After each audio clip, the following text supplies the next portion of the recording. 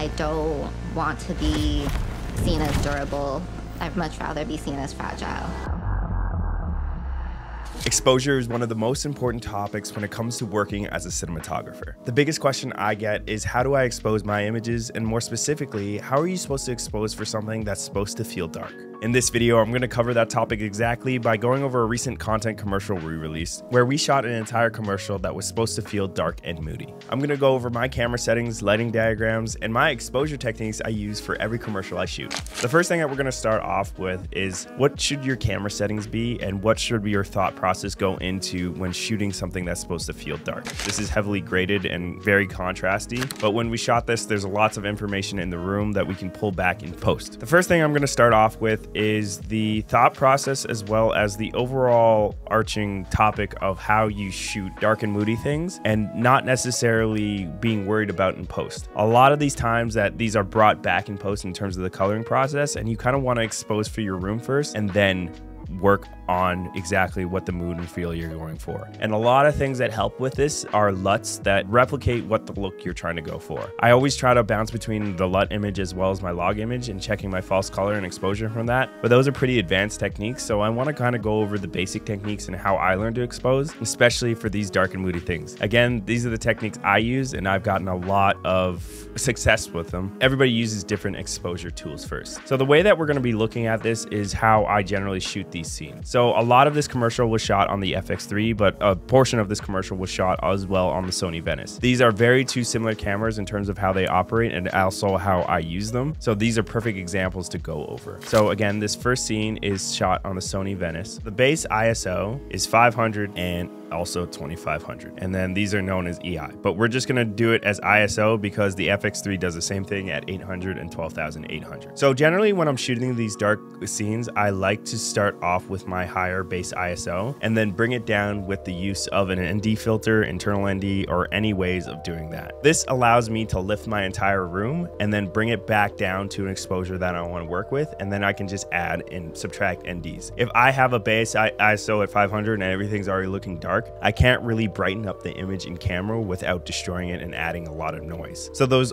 two ways you can kind of look at this in terms of going with a higher base ISO, then putting on an ND filter and working back from that, or going with a lower ISO and then relighting your room by adding some ambience and then light your town. You always want to look at your room first in terms of that is going to be the darkest part of my image. So that is the first thing that I'm going to expose for. And this is what we did in this setting. I started off with a base ISO of 2500. This felt a little too lifted already. So then I'm going to add some ND, and then don't look at this as like, oh, we don't have an internal ND on the camera. The ND on a normal screw-on filter is the same concept as internal ND or anything like that. You just have to look at it as the screw-on filters as stops. The variable ND allows infinite possibilities between 2 and 8 stops or wherever it is, but I like to work in actual stops. So in this, I actually had plus 2 stops of ND. So this equates to like 0.6 ND. So that would be like 2 markings on a variable ND filter. And then that set my room tone decently. And then this was heavily vignetted in post and everything like that. But basically I saw information everywhere from here all the way to the corner and everything like that. So this is the common exposure technique I use everywhere. And this is kind of varies from room to room in terms of what you're working with. If this was a white room, I would probably do the opposite, where I would have a base ISO of 500. I would shoot a light up into the ceiling or something like that and then work backwards from that. But because this is an all black space, I can't really do that. Light is being absorbed by everything right now. So I already have to set my room tone with the available light that's already there. So that's the way I did that with this camera specifically. So this was shot on a 12mm, and then we're just sitting up in the corner of the room on a really high tripod, and our talent walks into the light that we're going off here. So in this room specifically, we had, for the lighting setup, 1 Titan tube, 2 Titan tubes. There's a third one over here, 5, 6, 7, 8. We had a bunch of Titan tubes lined up with all these bags, and that was going to be my main light source. In these rooms where you have shoot wides and like boxing scenes like that, and rooms that really call for ceiling lights to be up in the ceiling in terms of just looking at the location from the scout and everything like that, exposed tubes like this are fine. And then like we could even put them inside the light fixtures that are there. But in terms of where the talent was walking and everything like that and how fast we were moving, we just pinned them up to the ceiling. And the way that we did that is if you look at the Titan tube or any really tube fixture, they really usually come with these clamps or anything like that. And then on the back of the clamps, there is a 1/4-20 mount. And then there's one here on this side and this side. And then what I use is this magnet thing, which is a magnet and a 1/4-20 thread on it. And then these stick everywhere. Basically, you can find the corner of really any room that has tracking on it, and you can stick it with magnets. And then even like these drop ceilings, which are commonly seen in a lot of these locations and like that, you can stick them right to that because they're steel tracked. So that is a major thing that I use. I even use it in the studio and a bunch of shoots that I use on. These magnets are a godsend when it comes to commercial rigging that is quick, snappy, and everything like that. So again, 12mm high up in the corner. We are wide open on this lens, so this 12mm goes down to, I believe, an aperture of 2.9. And then what I did in terms of composing, that there is like a third that we're looking at and then that she's walking into. So I am allowing the focus to be here in terms of lighting, as well as allowing the focus to be here in terms of actually her walking in with her bag and then putting it down. She just walks in this, and it was cut before that, but that is my main shot that I'm using for this entire piece, and this is setting the tone of the entire piece. We are in a black room in a black studio, so like this is going to be very dark and very moody, but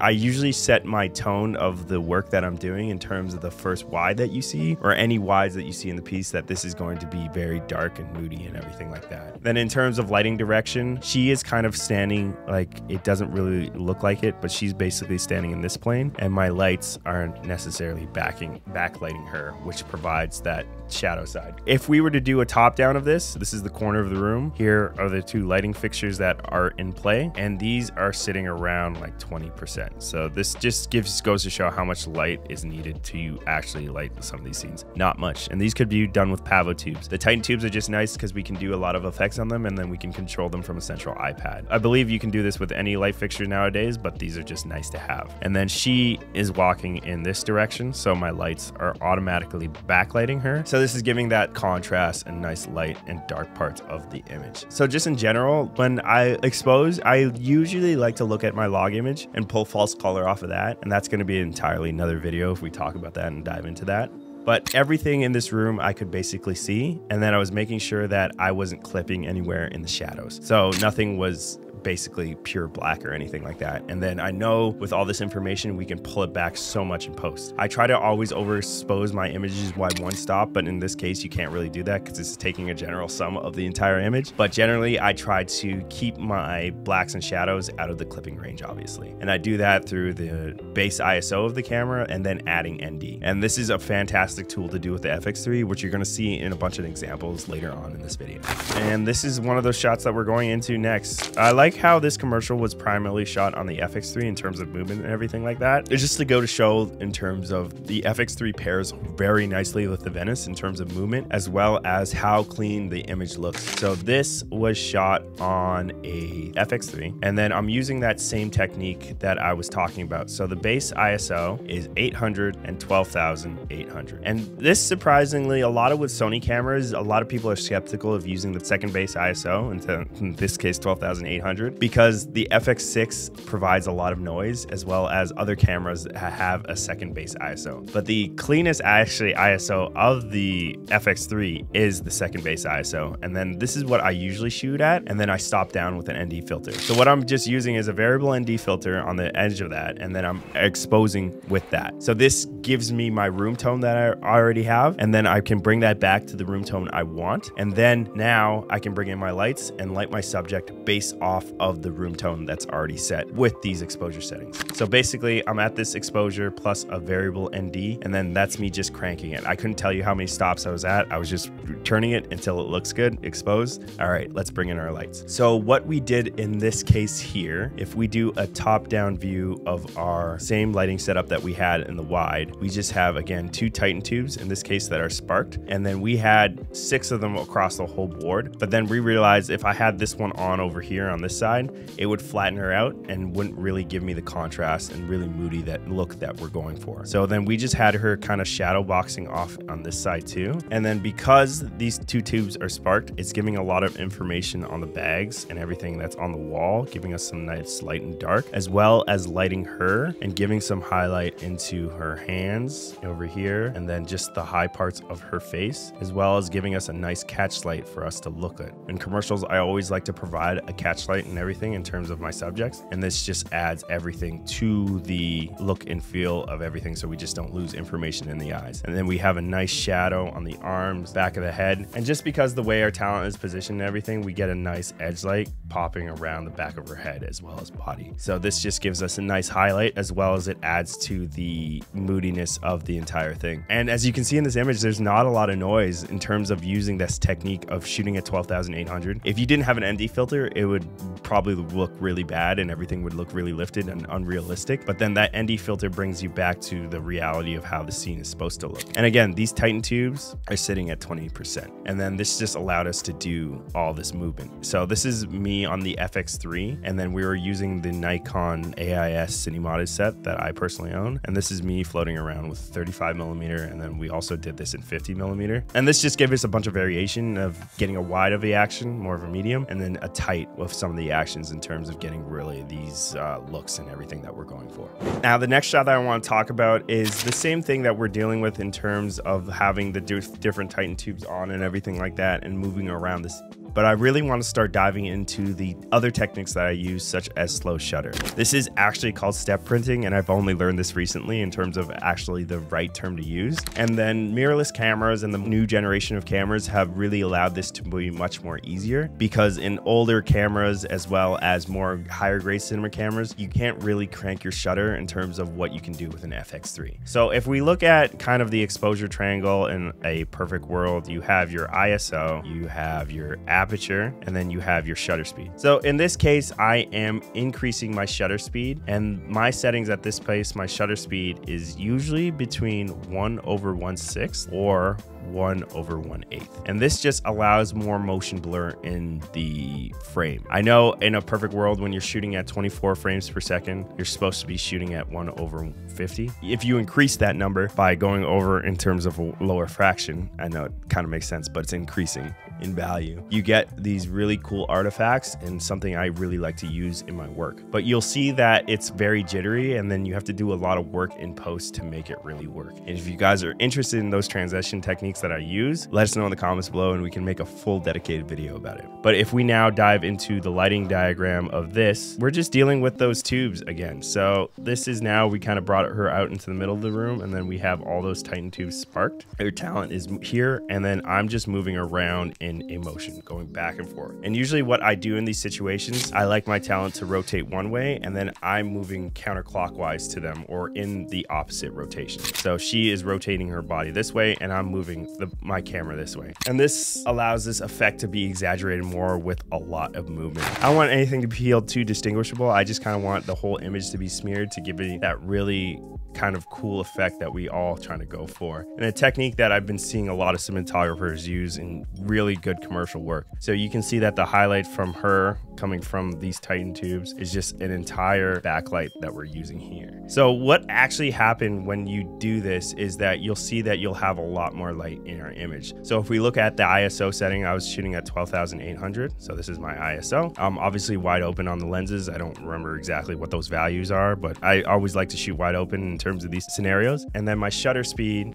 is sitting at 1/1/8. Now, the other thing that I could do is adjust my aperture, but I want this to be wide open, so I'm going to keep that as a constant. So if we were shooting on a 50, I believe this was f2.0. And then if the only thing now is I can change is my variable ND. Because I'm opening up my shutter speed, you'll get a lot more light in. I usually have to max out the ND, and then this just gives you that effect. You'll see a lot of with these step printing effects that they're a lot brighter, and a lot of people don't like to don't use NDs and compensate for that, but I like to really expose expose in terms of keeping it consistent across the whole image in terms of, hey, this is what my 24 frames per second look like, and this is what the shutter speed effect looks like as well. So it's just something to consider, that a variable ND is your best friend when it comes to exposing. It's like a kind of cheat code when you have a dual base ISO that is so high, because when I'm shooting even videography things, or I'm going to an event that I know I'm going to be changing locations in terms of going inside and outdoors as well, is I'll set my ISO pretty high in terms of being at the dual base, so the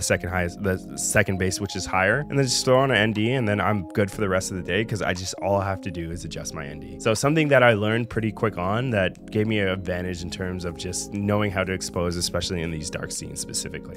Okay, this is the next scene that we're going to be talking about. So this is on the FX3 as well, and then I'm shooting at that 12,800, and then this is on a 35mm lens. So if we do a top down, this is the back wall, and then what we had to do in this case is the Titan tubes were just spilling way too much on the talent. So what we did is we turned them sideways, and we had like 3 of them active at this point, and then we rotated them so that they were spilling more of a bias on the wall and not backlighting our talent fully. So what this light is doing, even though it's bouncing off a black surface, it provides some level back to our talent that is standing here. And then I also had my gaffer walk in with a bounce board that was just filling back the red light back into the face. It's ever so subtle, but without it, we would be completely crushed in terms of the shadows. So in this whole move, I believe is split up into 2 shots. I'm just on a gimbal as well as a Segway.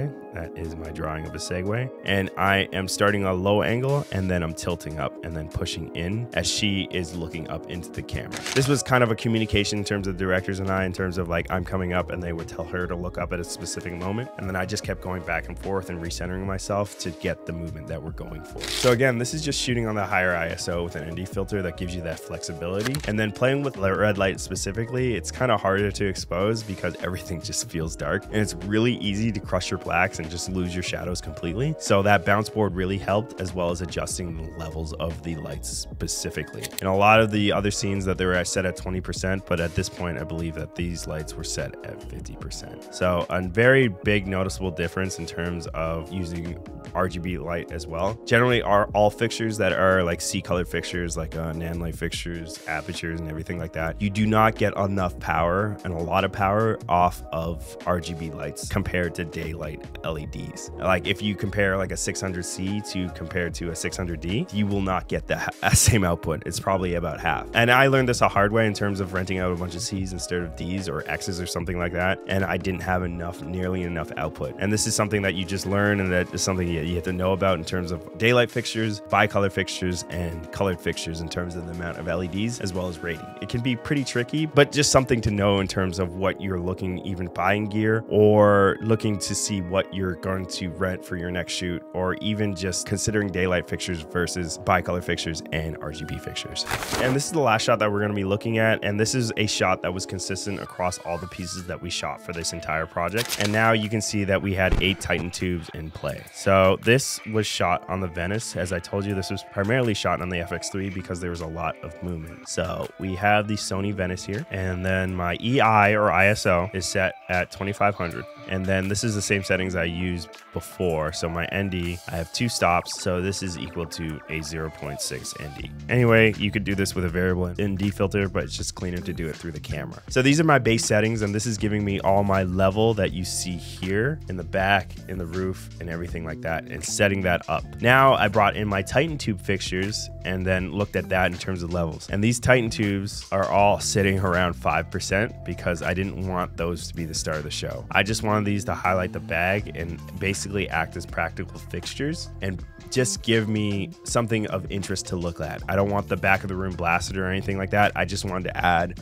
more light and dark to my image. The main star of the show is actually going to be the lighting fixture that we use to light our talent. So again, if we do a top down, we have those 6 Titan tubes in play, and then we have our talent here, and then we have an overhead fixture that we're using. So I'm just gonna bias this off to the front, and that's what we actually did in the shoot, was kind of overhead her. And this is just sitting on a normal C-stand with an arm there. And then this is the Amaran F22C, and this is set to the same color temperature as this. So this is 5600 Kelvin. Then my white balance for my camera is set to 4400 Kelvin to give me that blue look. So this Amaran is set to 5600 Kelvin as well. With a white balance that is only like maybe 1200 less in terms of comparing the white balance of the camera to the lights that we use. You can kind of really push this in post, but we really like to push this look, and this is the look that we usually go for in terms of rating it and making everything feel a little blue. And then this Amaran was only sitting at 5% because of the base ISO that we have in the ND and just what we needed for that. So if we kind of look at the Amaran from a side view, it is double diffused, and then we also have a silk flag. So this is just artificial silk, so I believe that provides 1.5 stops or 1 stop. So we kind of have like 1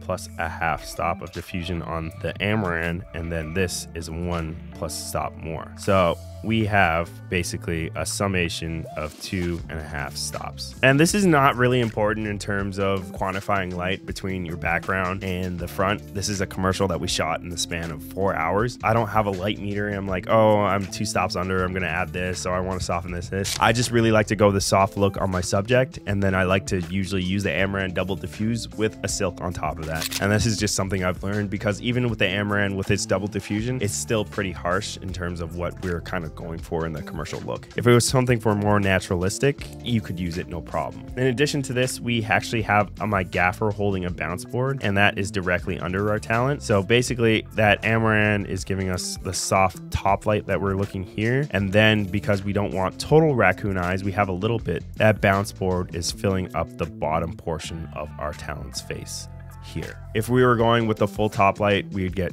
heavy raccoon eyes here, and then that wasn't what we were going for. This is kind of what beauty lighting looks like in terms of having a top source as off to the side and then filling in the shadows with a bounce board. And then our bounce board is too big. We recently purchased a bunch of white cards under this at the dollar store, but our bounce board is usually a 4x4. So what we use is a whiteboard that was standing off to the side, which is like maybe 3 feet by a foot. And this provided enough light to bounce back up into the shadows to fill the face. Now, just looking at how you shoot these moody commercials in general is just having the mindset of really exposing for your room first. If we just talk about a dark lit scene versus a high key scene in terms of the room feeling lifted, in a dark scene, you usually don't need room tone in terms of just setting your proper camera's ISO and then bringing it back in terms of ND. But now you can complain and say like, oh, I don't have a camera that has a dual base ISO. In that case, you'll have to add some room tone or just shoot at a specific time of day that you have enough ambient light coming in. But cameras, even at their base ISO, are very sensitive in terms of what amount of light you can see. And generally, a lot of people are shooting on Sony's in terms of shooting on an FX3 or something below that with a dual native ISO. So my just rule of thumb in shooting any commercial, really in terms of something that is supposed to be high key, is shooting at a higher ISO and then bringing that back in ND. That means my room tone is already set and I can just add my lights in terms of lighting your talent. So I always like to look at as lighting my room first and then light my talent second. Something that I've learned over the years that really helped me elevate the images and commercials that I was shooting.